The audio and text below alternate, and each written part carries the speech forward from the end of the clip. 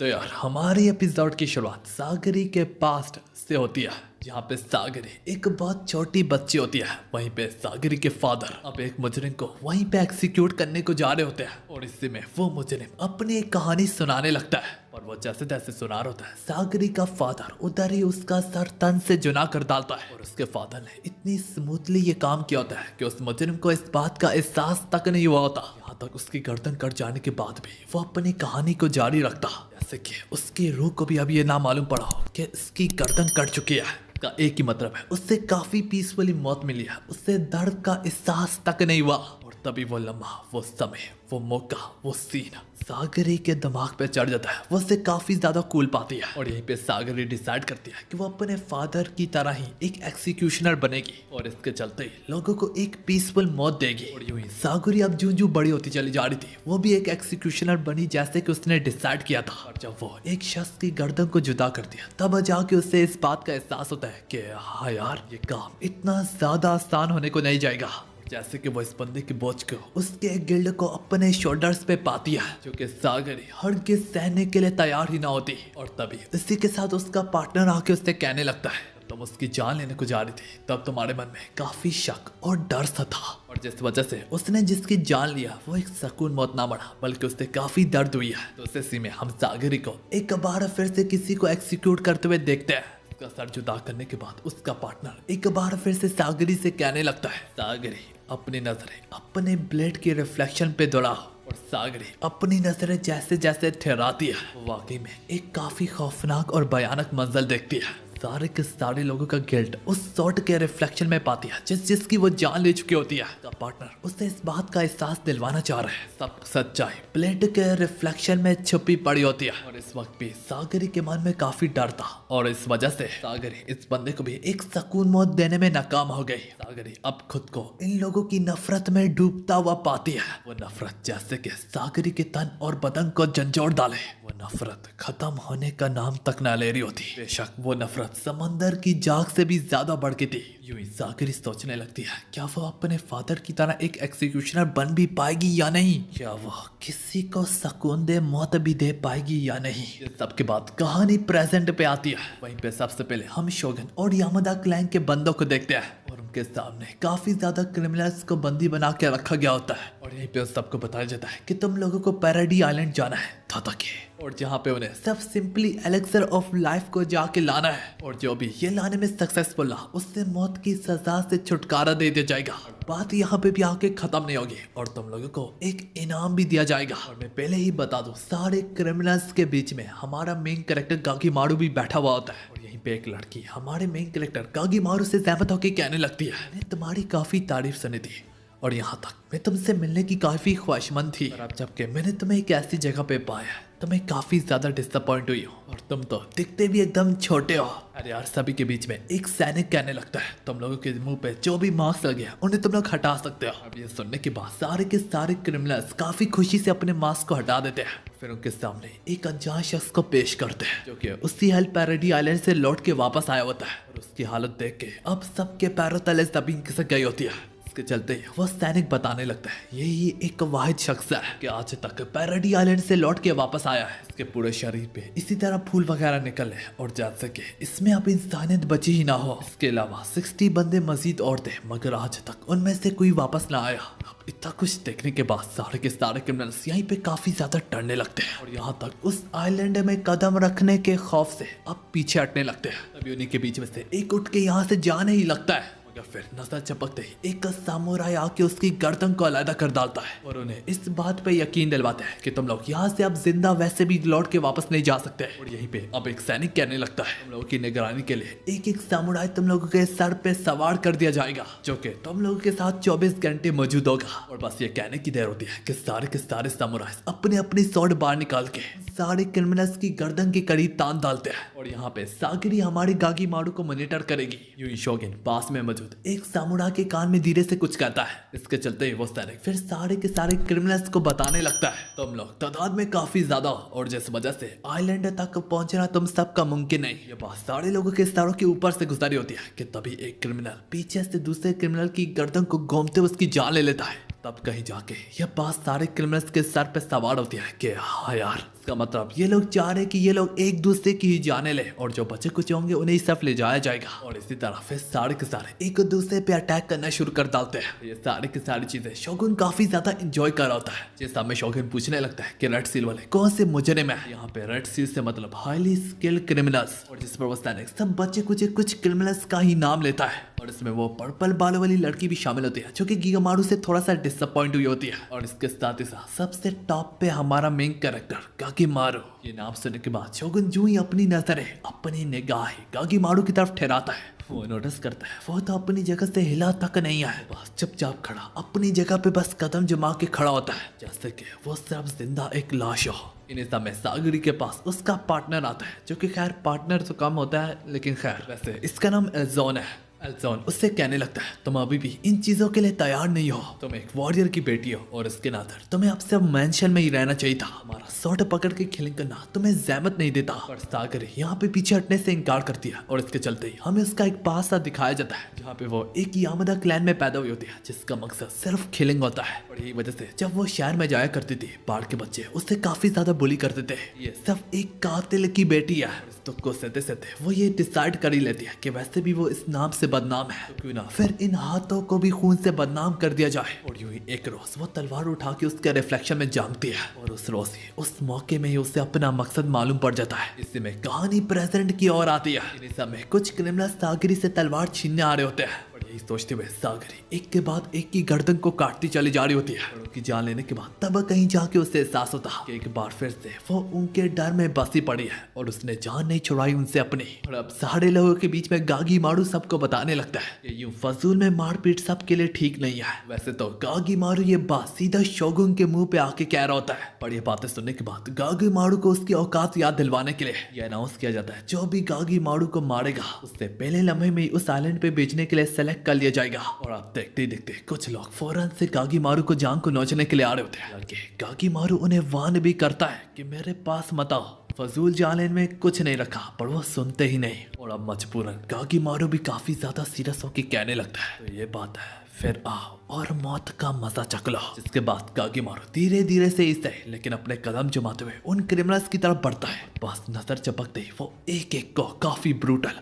काफी बुरे तरीके से मारता चला जा रहा होता है जैसे कि उसके वार के पीछे कोई इंतहा ही ना हो। यकीनन वो लम्हा काफी भयानक था और देखने वाले के कलेजे उनके मुंह को आने को लगते हैं। अलबत्ता गागीमारू की खिलन रुकने का नाम तक ना ले रही होती। जो भी गागीमारू के खिलाफ कदम जमाता वो एक सेकंड तक भी जिंदा ना रहता। सब पे नजर टिराने के बाद कुछ लोग तो डर जाते हैं और कुछ लोग बस हैरान खड़े चुपचाप देखते रह जाते हैं। अब लोगों के खून में बहते हुए गागीमारू अपना सर उठा के कहने लगता है मुझे एक बात का अफसोस है कि इनका गिल्ड अब मुझ पे पहाड़ बन के रह जाएगा। और अब कहीं जाके सागिरी को ये बात रियलाइज होती है कि वो भी उसी की तरह है। गागीमारू में काफी ज्यादा स्ट्रेंथ है इन पेन वगैरह को बर्दाश्त करने की और उसे भी कोई ऐसी स्ट्रेंथ चाहिए जो कि ये सब कुछ सह पाए। और आजकल गागीमारू हिचकिचाता भी है तो वो भी सिर्फ अपनी वाइफ की वजह से, वरना अपनी वाइफ से पहले गागीमारू बिना सोचे समझे किसी की भी जान ले सकता होता। और अब इस वक्त सिर्फ 10 लोग ही बचे होते हैं और यही लोग सेलेक्ट होते हैं। और अब दूसरे सीन में हमें दिखाया जाता है सारे के सारे क्रिमिनल्स अपने सामुराई के साथ उस आइलैंड पे पहुंचने को जा रहे होते हैं। और इसी के साथ यहाँ पे हमारी एपिसोड 2 खत्म होती है। तो यार एपिसोड 3 की शुरुआत एक ऐसे शख्स से होती है जो कि इंसान खिलाने के नाते इंसान ही नहीं था, जो कि मॉन्स्टर खिलाने के नाते मॉन्स्टर ही नहीं था।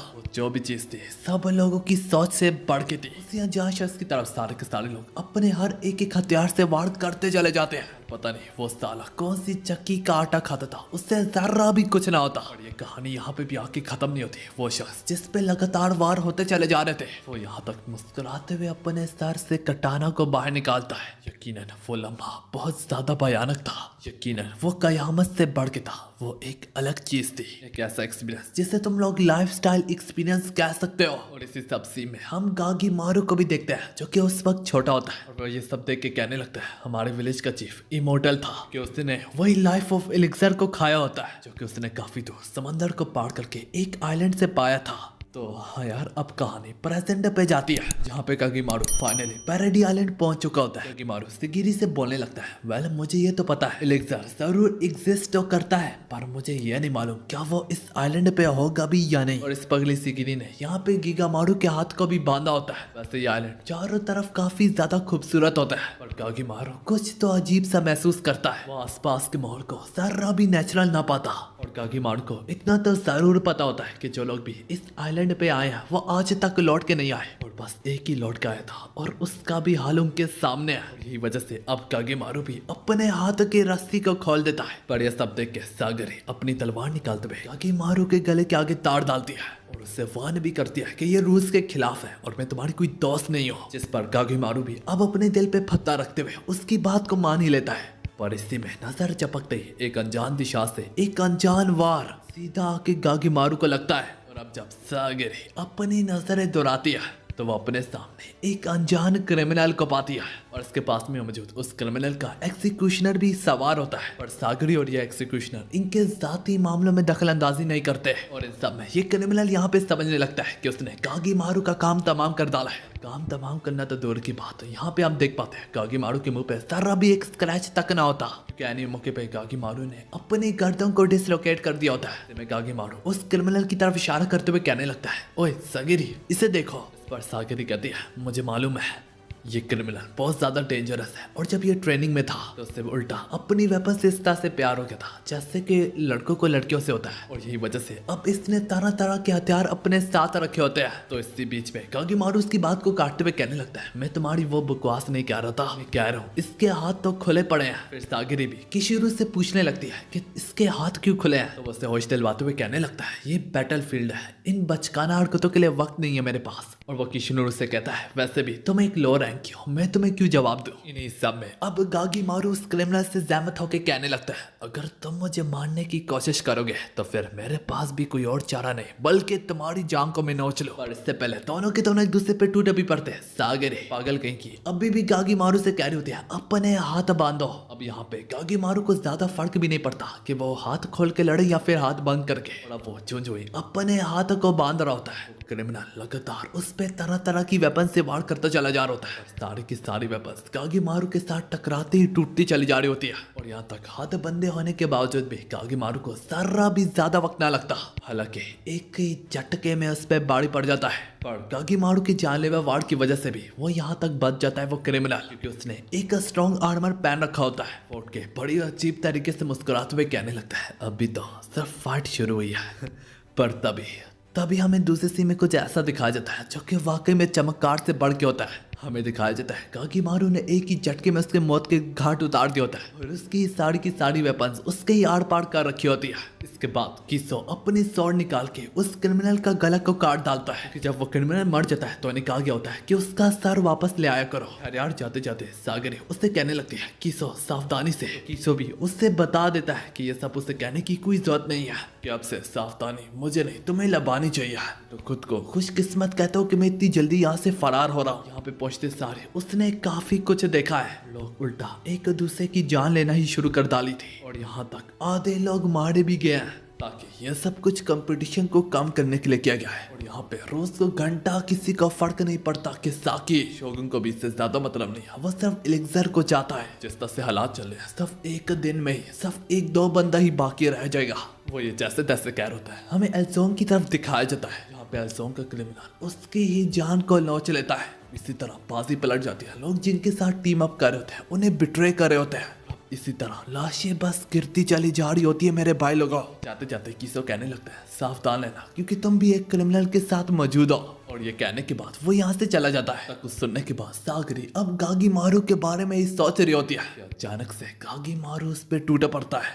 सागरी उसके वार को रोकते हुए अब परेशानी से कहने लगती है, तो तुम ये सब कुछ किस लिए कर रहे हो, ये रूस के खिलाफ है। तो किसो से बताता है, मुझे वो एलिक्सर चाहिए और इसके लिए मैं अब किसी भी हद तक जाऊंगा, क्योंकि अगर मैं एलिक्सर को ना पा सका तो इसके बाद मेरे गांव पे हमला होके रहेगा और वो जो कि सबकी जानों को नोचरेगा। देखते देखते दोनों के दोनों एक दूसरे पे टूटे पड़ते हैं और इधर सागरी कागीमारू की जान को लेना तो जारी होती है, फिर अपने डर और कमजोरी की वजह से उसमें इतनी हिम्मत ना होती। उधर ही दूसरी ओर हमें दिखाया जाता है आजकल ये कमजोरी कागीमारू में भी पाई जाती है। उसकी वजह अगर मैं बताऊं तो उसकी वजह उसकी वाइफ ही है। पहले कागीमारू इतना स्ट्रांग होता था कि वो बिना सोचे किसी की भी जान ले सकता होता था। और जब से उसे उसकी वाइफ से प्यार हुआ है वो आजकल इतना पावरफुल नहीं रहा। उससे पहली बार जज्बात महसूस हुए थे वो भी सिर्फ अपनी वाइफ की वजह से। हमें दिखाया जाता है कागीमारू को काफी मौके मिलते हैं, यहाँ तक सागिरी को जान लेने के लिए भी। अपनी कमजोरी की वजह से कागीमारू उसकी जान ना ले पा रहा होता। और हालांकि कागीमारू लड़ते दौरान उस हिम्मत को ढूंढ रहा होता है कैसे ना कैसे करके वो इसकी जान को ले ले। इसी तरह लड़ते हुए कागीमारू को अपने चीफ की बात भी याद आने लगती है। ये इमोशन सिर्फ और सिर्फ वीकनेस होती है। इसी में थोड़ी देर में हमें दिखाया जाता है दूसरे सीन में कागीमारू पूरे तरीके से सागिरी पे बाड़ी बढ़ चुका होता है। सागिरी पीठ के बाद अब जमीन पे लेटी और कागीमारू उसके ऊपर होता है। लाख कोशिशों के बावजूद भी कागीमारू उसकी जान को ना ले पा रहा होता। अपनी वाइफ की याद से उसके आंखों में अब आंसू बहने लगते हैं। जो सब देखने के बाद कागीमारू खुद को कोसने लगता है कि अब ये हाल है तुम्हारा। एक वक्त में मैं जो होता था वो आज कल में नहीं हूँ। और ये रूप सागिरी ने कागीमारू का पहली बार देखा होता है क्योंकि आखिरकार वो भी तो एक ह्यूमन है और उसमें भी इमोशन पा जाते हैं। चाहे जरूर एक वक्त में उसके इमोशंस नहीं होते थे मगर अब है। तो सागिरी भी अब उससे बोलने लगती है कि कागीमारू तुम कमजोर नहीं हो मगर अब ये स्ट्रेंथ की एक नई किस्म है तुम्हारी। वो उसकी सर पे कबर चढ़ाते हुए कहने लगती है तुम अब वो पहली वाली चीज नहीं ले जो कि लोग तुम्हें कहते थे। सीधी स्ट्रेंथ उसे ही कहते हैं जब तुम अपने आप को समझ सको, अपने जज्बात को। और यही सेम लाइन कागीमारू की वाइफ ने भी उससे कही होती है। जिन सबके बाद सागिरी उससे कहने लगती है जो कुछ भी हो उससे भूल जाओ, अब एक नई स्टार्ट है हमारी। दूसरे सीन में हम तामिया नाम के क्रिमिनल को देखते हैं जहाँ पे उसे जूं ही एक बटरफ्लाई काटती है और बस उसके चेहरे को देख के उस क्रिमिनल को वो बंदा सा याद आने लगता है जिसके जिस्म पे फूल वगैरह उग रहे थे। ये सोचते हुए वो फौरन से अपने हाथ को ही काट डालता है और तभी हमें दिखाया जाता है उसका कटा हुआ हाथ अब फूल वगैरह में बदलने लगता है। और इसी में वो सारे के सारे कीड़े मकोड़े अपने आसपास पाते हैं। इसके अलावा कुछ अजीबोगरीब चीजें भी। और जबकि दोस्ती और ये सारी की सारी चीजों ने कागीमारू और सागिरी को भी घेर रखा होता है। और इसी के साथ हमारी एपिसोड यहाँ पे खत्म होती है।